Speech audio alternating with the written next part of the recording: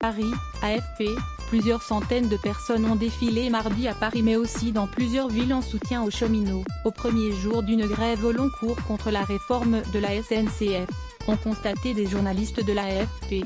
À Paris, les manifestants, en majorité des cheminots de Sudrail et de Faux, mais aussi des étudiants, des agents hospitaliers, des enseignants et des salariés d'Air France, sont partis de la gare de l'Est en direction de la gare Saint-Lazare, sur fond de fumigènes, pétards et sirènes.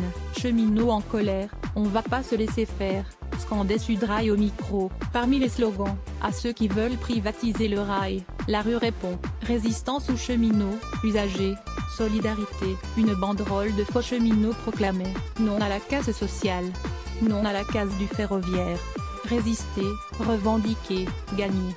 Jean-Luc Mélenchon a rejoint la manifestation au sein d'une délégation de la France insoumise, dont les députés Alexis Corbière, Daniel Obono ou Éric Coquerel, avant d'être poussés dehors par des manifestants, a constaté un photographe de l'AFP. C'est le commencement d'un bras de fer social comme le pays en a peu connu, a-t-il déclaré, estimant qu'on entre dans une épreuve dans la durée et qu'Emmanuel Macron est l'unique responsable de tout ce chaos. Des incidents ont éclaté sur le parcours, ont constaté des journalistes de l'AFP, vitres d'une agence bancaire et d'une supérette brisée, poubelles, renversées et incendiées, de même qu'un vélo, jet de canettes auxquels les forces de l'ordre ont répondu par des gaz lacrymogènes. La solidarité entre cheminots et étudiants s'est manifestée aussi à Lille où 300 personnes se sont rassemblées, à Tours, 500, à Bordeaux, environ 200, et Toulouse, 1500. Gare et faculté, défendons le service public, pouvait-on lire sur une banderole à Bordeaux, tandis qu'à Lille,